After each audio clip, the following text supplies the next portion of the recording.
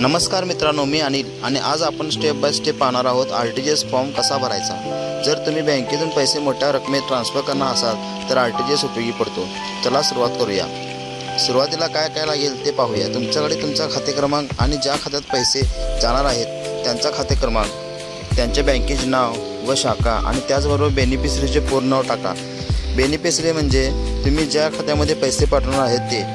त्यानंतर पुढे आपल्याला IFSC कोड लागेल, त्यानंतर ट्रान्झॅक्शनची रक्कम लागेल आणि बँकेला लागल्यास तुमचे ओळखपत्राची गरज पडेल। आता फॉर्मवर एक एक आयटम कसा भरायचा ते पाहूया। मी उदाहरण स्वरूपी माहिती भरून दाखवतो, तुम्ही तुमच्या पद्धतीने माहितीमध्ये बदल करा। या ठिकाणी तुमचा खाते क्रमांक लिहा, त्यानंतर इथे ज्या दिवशी तुम्ही आर-टी-जी-एस करणार आहेत त्या दिवशी तारीख टाका।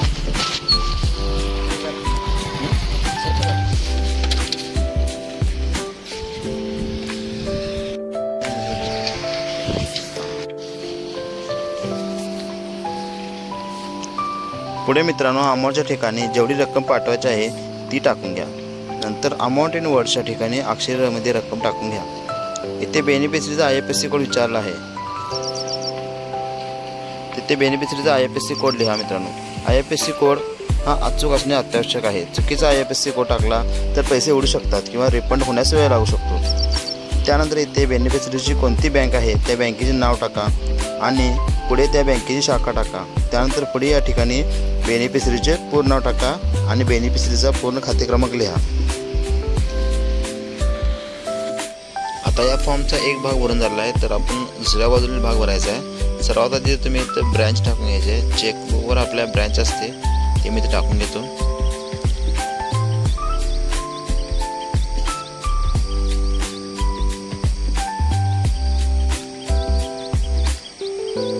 ब्रँच टाकल्यानंतर पुढे तारीख विचारते, तारीख जे तुम्ही ज्या दिवशी आर-टी-जी-एस करणार आहे ते तारीख टाकून घ्यायचं।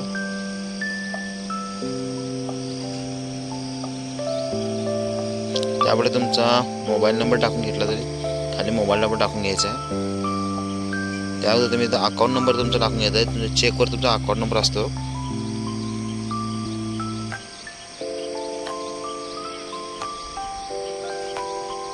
अकाउंट नंबर हा पूर्ण टाका मित्रांनो। त्यानंतर कस्टमर नेम या ठिकाणी तुम्ही आपला पूर्ण नाव किंवा ज्या अकाउंटमधून पैसे पाठवणार आहोत त्यांचे पूर्ण नाव टाकायचं आहे। इथे मी माझं पूर्ण नाव टाकून घेते।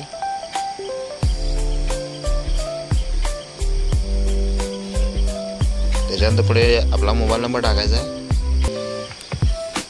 आर-टी-जी-एस फॉर्म म्हणजे काय चूक वगैरे झाली असेल तर आपल्याला आपला मोबाईल नंबरद्वारे बँक कळवते।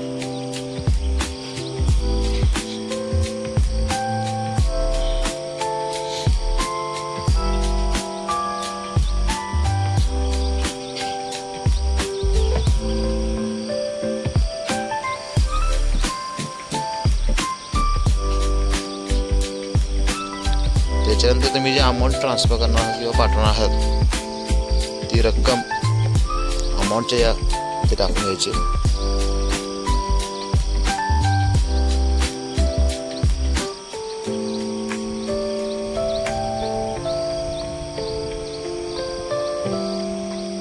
अमाऊंट इन वर्ड्स मध्ये अक्षरेमध्ये रक्कम टाकून घ्या।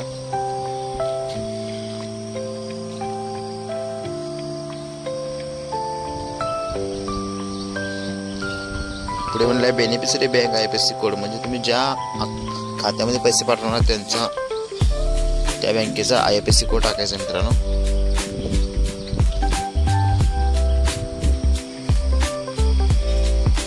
तर हा आपला IFSC कोड तुम्ही टाकून येतो।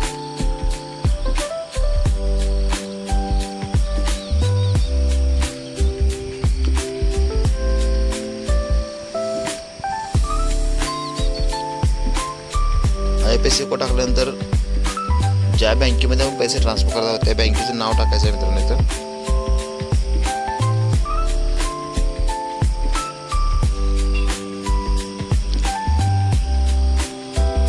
बँकेचे नाव टाकल्यानंतर त्याच्या खाली बँकेची ब्रँच विचारली आहे, त्या बँकेची ब्रँच कोणती आहे ते टाकायचे आहे। आता इथे इचलकरंजी आहे तर इचलकरंजी लिहित आहे। तुम्ही ज्या बँकेत पैसे ट्रान्सफर करा त्या बँकेची ब्रँच पूर्ण ॲड्रेसमध्ये लिहायचं।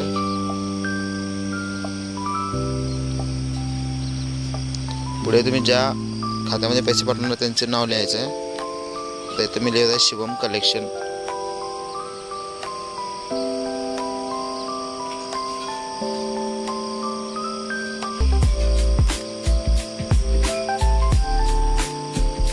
शक्यतो जास्त करून खाडाखोड व्हायला नको याची काळजी घ्या मित्रांनो. नाव टाकल्यानंतर आपल्याला बेनिफिशरीचा अकाउंट नंबर न चुकता व्यवस्थित टाकायचा आहे. अकाउंट नंबर खूप महत्त्वाचा आहे.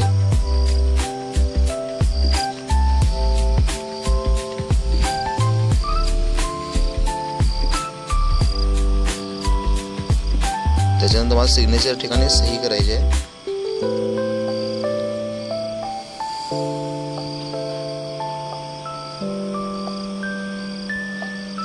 सही करताना मित्रांनो काळजीपूर्वक करा. ज्या खात्याला तुमची जशी सही आहे तशी सही ते करा. तर अशा प्रकारे हा फॉर्म मित्रांनो पूर्णपणे भरून झालेला आहे. RTGS NEFT फॉर्म पूर्ण भरून तयार झाला आहे, तुम्ही बघू शकता.